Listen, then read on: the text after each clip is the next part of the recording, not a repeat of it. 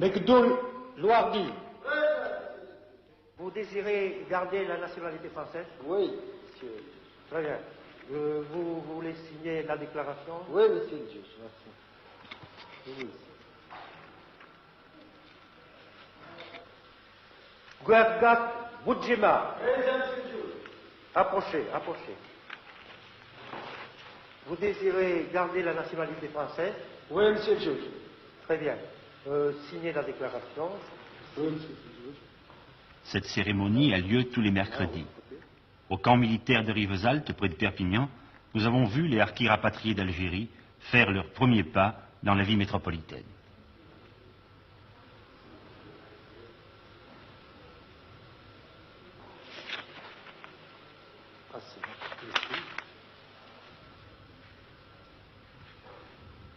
C'est long, 2 signatures. Parfois, monsieur le juge s'impatiente un peu. Vous l'avez vu. Voici le récépissé de la déclaration que vous venez de souscrire. Ne me Merci, regardez pas. monsieur le juge. Dès que votre femme est là. Ah, approchez, madame. Guergat et Boudjema. Présent, monsieur le juge. Approchez. Vous désirez garder la nationalité française, madame? Oui. Oui, monsieur. Bon, tenez, je vais vous délivrer le récépissé de la déclaration que vous savez signer. Vous savez signer? C'est comme ça. Hein? C'est comme ça. Non, je ne sais pas. Bon, ça ne fait rien. Voici le récépissé de la déclaration, madame. Voilà. Vous pouvez vous retirer, monsieur. Je vous remercie.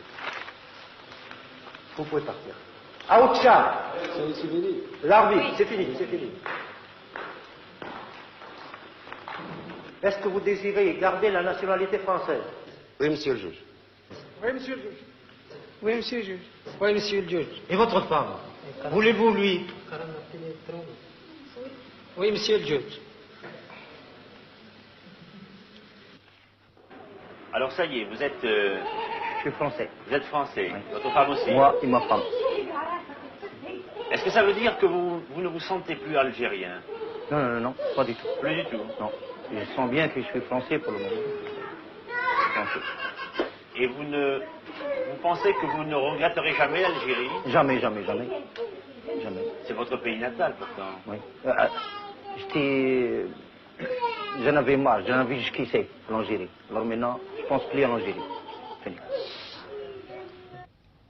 Ne plus penser à l'Algérie, être français, ces phrases-là entendues un peu partout dans le camp n'étaient pas un constat, bien sûr. Seulement un souhait exprimé au présent dans l'espoir qu'il se réalisera plus vite. Le temps qu'il y faudra, c'est le problème actuel des anciens harkis.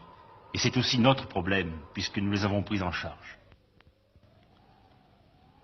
Le camp, mis sur pied et dirigé par les militaires, a d'abord comme rôle de recevoir et d'héberger les familles de harkis. L'argent qu'elles touchent de l'État, sous forme de primes de secours, est entièrement converti en nourriture, linge et vêtements. Tout cela marche à merveille. Mais il faut aussi les préparer à la vie qui les attend en France. Aux hommes, on fait suivre des cours de préformation professionnelle, bâtiments et métaux, et aussi des classes d'IVM, initiation à la vie métropolitaine. J'arriverai demain en gare de Perpignan à midi. Viens me chercher avec un taxi. Voyez, on va essayer d'écourter le texte. Parce que plus il y a de mots, plus le télégramme est cher. Hein? Alors, là-dedans, on va enlever les mots inutiles. Hein? J'arriverai. Pourquoi? Parce qu'il y aura le nom de l'expéditeur. Hein? Qui sait que c'est lui? Alors, on enlève le J. Aux femmes, on fait suivre des cours de travaux ménagers. Il faut apprendre à se servir d'un fer électrique, d'une machine à coudre. Il faut aussi apprendre à parler et à lire en français. Apprendre à lire pour une femme arabe, c'est un événement grave. C'est acquérir ce droit effrayant de penser, de réfléchir, de se mêler aux problèmes qui ne sont pas immédiatement ceux du foyer. Beaucoup, la plupart, ne s'y risquent pas. Ici, ce sont les femmes âgées qui viennent. Je ne dis pas le plus volontiers, mais avec le moins d'appréhension, de répugnance. Les jeunes n'osent pas.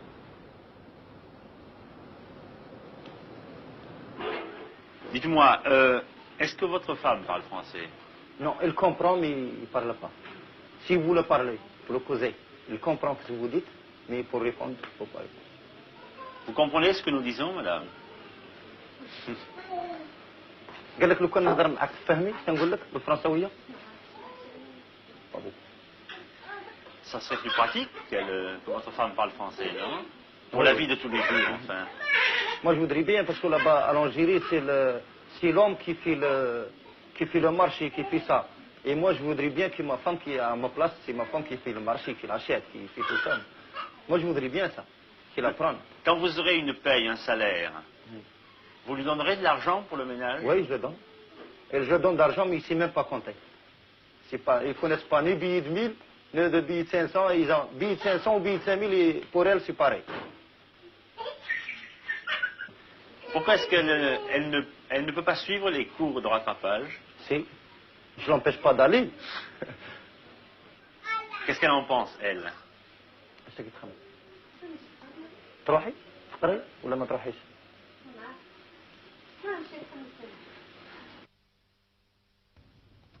Le ministère des rapatriés a installé dans le camp une antenne civile pour le reclassement des adultes.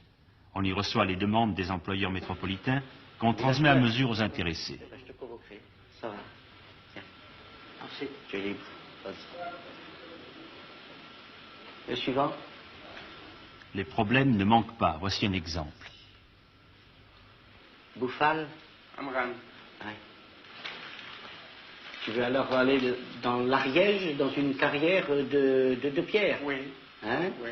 J'ai une place, on te paye 206 francs de l'heure. Multiplie 7 francs et ça, Ouais. ça va? Ouais. Hein? Ouais. Et tu auras un logement. Ouais. Qui se compose de 2 pièces. Ça va? Ouais, ça Tu es va. d'accord? Hein? Il dit oui, tout paraît réglé. Maintenant, suivez bien ce qui se passe. Donc, tu l'avais un plaisir de faire un homme et marcher avec moi? Ah, tu veux qu'il y en ait un autre avec toi? Oui, avec la femme, c'est tout. Le deux. Et 2? Oui. Pourquoi tu veux pas partir tout seul? Mais si moi je n'ai pas la femme, alors j'aurai les Ouais. enfants. Qui c'est qu'il a? Il parle de femmes, d'enfants. Ce n'est pas très clair. En tout cas, le responsable derrière son bureau ne comprend pas. Ce qu'il retient, c'est que Boulaf Amran ne veut pas partir seul. Ben, écoute, quand tu arriveras là-bas, tu verras le patron. Oui, S'il a une autre place, oui, hein, oui, tu me la demandes, puis j'enverrai un autre de tes camarades. Ouais. Tu lui donnes le nom, oui. hein, Ouais. et je l'enverrai plus tard. Mais moi, pour les enfants. Non, ce n'est pas ça. Ce que Boulaf Amran essaie d'expliquer, c'est que sa femme n'est pas là, qu'il a 3 enfants à sa charge, et qu'il ne peut partir que si la femme d'un autre harki s'occupe de ses enfants à lui pendant qu'il sera dehors à travailler.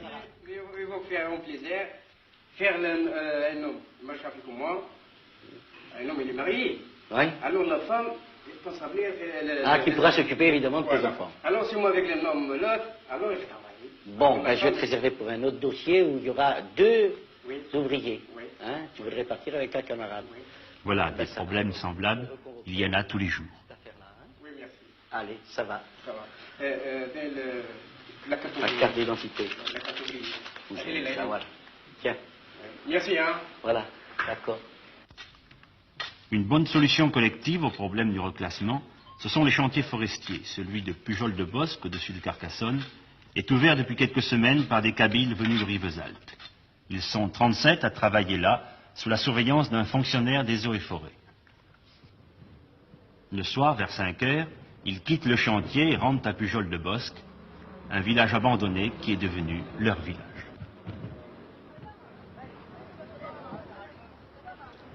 Ils s'installent peu à peu.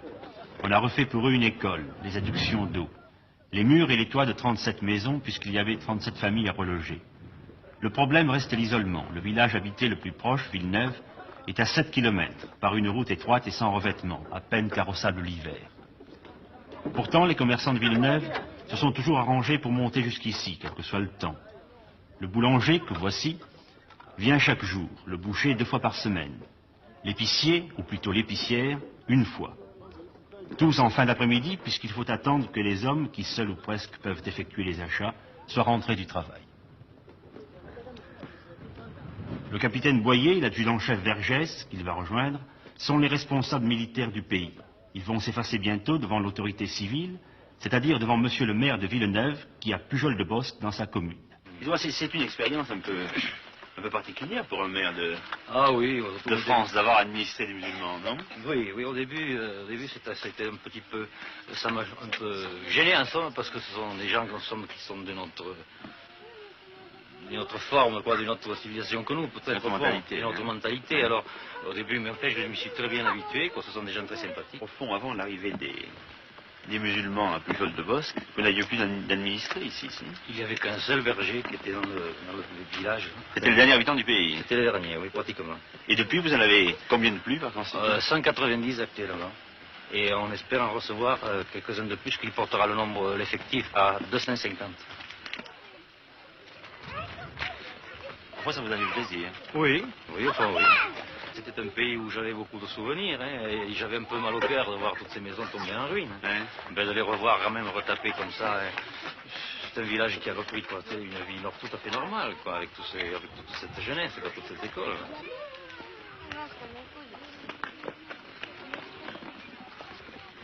Ça te plaît de vivre en France? Oui. Tu n'aurais pas préféré rester en Algérie, non? Non, là c'est mieux. C'est mieux en France? Oui. Dis-moi pourquoi. Parce que là c'est mieux. Parce que là-bas, les FLN. Il y a le FLN là-bas. Oui. Tu avais peur du FLN? Oui. Tu te plais ici? Oui. Tu préfères être ici ou être en Algérie? En Algérie. Oui. Tu étais à quel endroit en Algérie? Kerba. Pourquoi tu préférais l'Algérie? Mon pays, l'Algérie. Tu allais à l'école déjà en Algérie? Oui. À quel endroit? J'étais à Binabra. C'était pareil qu'ici? Comment? C'était comme ici l'école? Oui. Enfin, tout pareil? Tout pareil, oui. Les maisons, elles sont comme en Algérie? Non, nous ne sommes pas comme en Algérie. Comme elles sont?